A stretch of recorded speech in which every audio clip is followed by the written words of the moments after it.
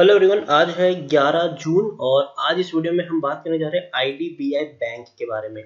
देखिए, जब से इसके नतीजे आए थे ये शेयर एकदम से रॉकेट की तरफ फट गया था और बहुत बड़ी इसने छलांग लगाई थी। डबल कर दिया था इसने पैसा, लोगों का पैसा इसने डबल कर दिया था। तो इस वीडियो में हम बात करेंगे कि आईडीबीआई बैंक में जब अब गिरावट का दौर चल रहा है तो क्या करना चाहिए। तो देखिए, वीडियो को मैं शुरू करूं उससे पहले अगर आपने अभी तक चैनल को सब्सक्राइब नहीं किया है तो प्लीज अभी इसे सब्सक्राइब कर लीजिए, क्योंकि आगे भी बहुत सारे वीडियोस हैं जो आपको काफी ज्यादा हेल्प करेंगे। तो चलिए शुरू करते हैं। तो जैसे कि आप देख सकते हैं आईडीबीआई बैंक 32 रुपए के ऊपर अभी ये शेयर ट्रेड कर रहा है और पिछले एक महीने की हम बात करें तो एक महीने में 60% से भी ज्यादा का रिटर्न दिया है इसने। देखिए, यहाँ पे था शेयर 19 रुपए 85 पैसे के ऊपर ट्रेड कर रहा था और बाद में 20 रुपए के आसपास ये पहुंचा। और मुझे याद है कि जब ये शेयर 20 रुपए के आसपास था तब मैंने इसके ऊपर वीडियो बनाया था और उस वक्त उनके नतीजे आए थे। और उस वक्त मैंने ये वीडियो बनाया था और मैंने कहा था कि यहाँ से नतीजे अच्छे आए तो यहाँ से शेयर काफी ऊपर जा सकता है। ये उस वक्त मैंने कहा था और मैंने ये भी कहा था कि ये वो शेयर नहीं है जिसको आप लंबी दूरी के लिए होल्ड कर सके। ये वो शेयर है जिस पर आपको बॉटम पे अगर आप चाहे तो इस अच्छी खबर के चलते जो आने वाले दिनों में एक बड़ी रैली बनने वाली, तो शायद आप चाहे तो थोड़ा सा फायदा उठा सकते हैं। लेकिन प्रॉफिट आप जैसे ही आपको प्रॉफिट हो जाए आप बेच कर एग्जिट कर लीजिएगा। ये मैंने उस वक्त भी कहा था, क्योंकि आप खुद देख सकते हैं कि शेयर पहुंचा था भैया 38 पर और पिछले कुछ दिनों से यहाँ पर गिरावट यहाँ पर चल रही है। तो अगेन आईडीबीआई बैंक मेरी लिस्ट में ऐसा वो ये बैंक नहीं है जिस पर आपको बाइंग की मैंने एडवाइस कि या फिर ये हो कि भैया ये फंडामेंटली स्ट्रांग है इसको खरीदारी कर लीजिए। ये वो बैंक है जो कभी कभी एक आध बार में एक मौका आता है खरीदारी का, और ये जब मौका आया था तब मैंने आपको कहा भी था और मैंने ये भी कहा था कि प्रॉफिट हो जाए तो बेच के निकल भी जाना, ज्यादा लालच मत करना। मैंने ये भी कहा था कि पर शेयर अगर आपको 7 से 8 रुपए भी मिल जाए तो आप बेचकर निकल जाना। अब ज्यादा लालच करोगे तो फंस के रह जाओगे, ये मैंने उस वक्त भी कहा था। अब जब गिरावट आई है तो हम यहाँ पर बात करेंगे तो क्या फिर से यहाँ पर खरीदारी करना सही रहेगा कि नहीं, उसके बारे में आज हम इस वीडियो में बात करेंगे। लेकिन उससे पहले पिछले एक साल का अगर हम यहाँ पर डेटा देखें तो 13% की गिरावट है। आप देखिए 38 रुपीज तक का ऑल टाइम इसका पिछले एक साल का हाई है, और वो तकरीबन इसने अभी बनाया था, आप खुद देख सकते हैं। और 17 रुपए तक का लो भी इसने बनाया था। 3 साल की बात करें तो 3 साल में 46% की गिरावट है, 84 रुपीज तक का हाई था। कंटिन्यू शेयर टूटा है, बाउंस बैक भी किया है। 10 साल की भी अगर हम बात करें तो पिछले 10 साल में आईडीबीआई बैंक में अगर हम देखने जाए तो 71% की गिरावट है। और आप खुद देख सकते हैं कि 200 रुपए के लेवल से शेयर टूटता हुआ नीचे आया है। आप खुद देखिए, इससे पहले भी एक रैली आई थी, जितनी बड़ी रैली आई उतनी बड़ी वापस गिरावट आ गई। फिर एक उतनी ही बड़ी रैली आई, उतनी ही बड़ी गिरावट आ गई, फिर तेजी आई, फिर गिरावट आई, फिर तेजी आई, फिर गिरावट आई। तो देखिए शेयर नीचे जा रहा है, बॉटम में जा रहा है। ऐसे सिचुएशन में, ऐसे शेयर में कभी कभार मौके मिल जाते हैं खरीदारी करने को, जैसे जिसमें शेयर एक बहुत बड़ी रैली लेकर बैठता है। लेकिन उस वक्त आपको लालच नहीं करनी चाहिए अगर आपने खरीदारी की है तो। अगर आपको पर शेयर कम से कम 8-9 रुपए के आसपास का फायदा हो जाता है तो प्रॉफिट बुक कर कर अगर आप चाहें तो एग्जिट भी यहाँ पर कर सकते हैं। तो ये एक अच्छी और बढ़िया स्ट्रेटेजी यहाँ पर रहती है ऐसे बैंकिंग शेयर में जो आपको पता है कि फंडामेंटली स्ट्रांग नहीं है।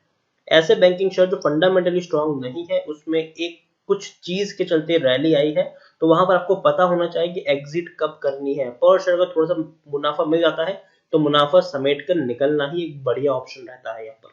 लार्ज कैप स्टॉक है, 34,000 करोड़ के आसपास का मार्केट कैप है। एनएससी में देखें तो 55 लाख के अराउंड का वॉल्यूम रेट हमें देखने को मिल रहा है। यहाँ पर हम अगर बात करें तो आप देखते हैं शेयर होल्डिंग में 98.11% की होल्डिंग प्रमोटर के पास है। एफआईएस के पास 0.02% की होल्डिंग है। म्यूचुअल फंड के पास होल्डिंग है, जान म्यूचुअल फंड ने खरीदारी की है लेकिन उतनी नहीं है कि 0.01% की होल्डिंग ये बन पाए। इंश्योरेंस कंपनी के पास 0.12% की होल्डिंग देखने को मिल रही है। यहाँ पर प्रमोटर कौन है? एलआईसी है, जिनके पास 51% की होल्डिंग है। और आपको पता हो तो एलआईसी तो आईडीबीआई बैंक को खरीदना भी नहीं चाहता था, लेकिन सरकार नहीं चाहती थी कि भैया ये इतना बड़ा सरकारी बैंक डूबे और उनको इसको ढोलना पड़े या फिर घसीटना पड़े।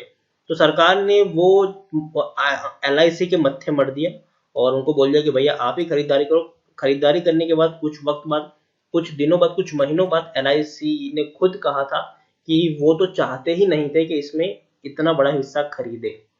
4 म्यूचुअल फंड स्कीम ने यहाँ पर अपनी खरीदारी की है जो 0.01% भी नहीं है। 7 FIs ने खरीदारी की है जो 0.02% की होल्डिंग है उनकी। इंडिविजुअल इन्वेस्टर होल्डिंग 1.37% के आसपास है। 2015 से डिविडेंड भी पे नहीं किया है इन्होंने। IDBI बैंक है कि अगर मैं बात करूं तो जरूर टेक्निकल रीडिंग काफी अच्छी इनकी दिखाई दे रही है, क्योंकि हो सकता है कि ऑलरेडी शेयर में इतनी बड़ी गिरावट देखने को मिली है तो थोड़ा सा यहाँ से बाउंस बैक देखने को मिल सकता है। 96% लोग खरीदने की सलाह दे रहे हैं, 4% लोग यहाँ पर बेचने की सलाह दे रहे हैं। 96% लोग खरीदने की बात कर रहे हैं, बहुत बड़ा आंकड़ा है ये। बहुत ज्यादा लोग, काफी ज्यादा यहाँ पर पॉजिटिव देखने को मिल रहे हैं, और मैं शायद उनके साथ उतना ज्यादा सहमत नहीं रहूंगा।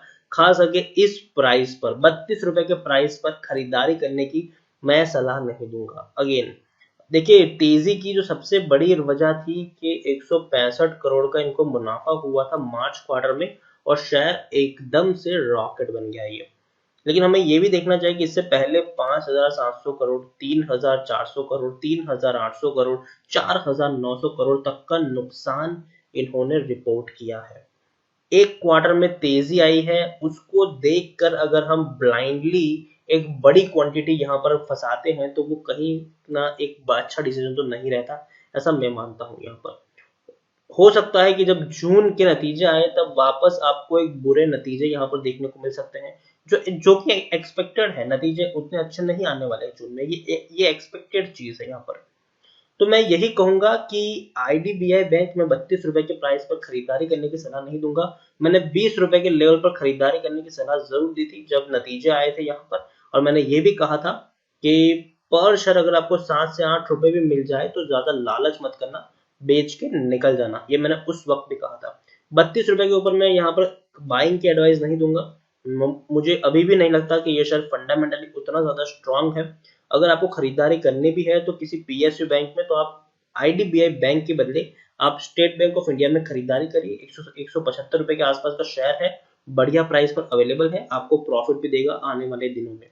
तो IDBI बैंक को मैं अवॉइड करूंगा, खरीदारी की सलाह मैं यहाँ पर बिल्कुल भी नहीं दूंगा। जिन्होंने खरीदारी की है वो चाहे तो प्रॉफिट बुकिंग कर सकते हैं यहाँ पर, और अपना जो पैसा है वो चाहे तो स्टेट बैंक ऑफ इंडिया में लगा सकते हैं, ऐसी मेरी राय है। तो इसी के साथ वीडियो को एंड करूंगा। अगर आपको वीडियो पसंद आया हो तो प्लीज इसे लाइक कर, शेयर करें। चैनल पर पहली बार आए तो प्लीज सब्सक्राइब करें, और IDBI बैंक के बारे में आप क्या सोचते हैं वो भी आप मुझे कमेंट में लिख कर बता सकते हैं। Thank you.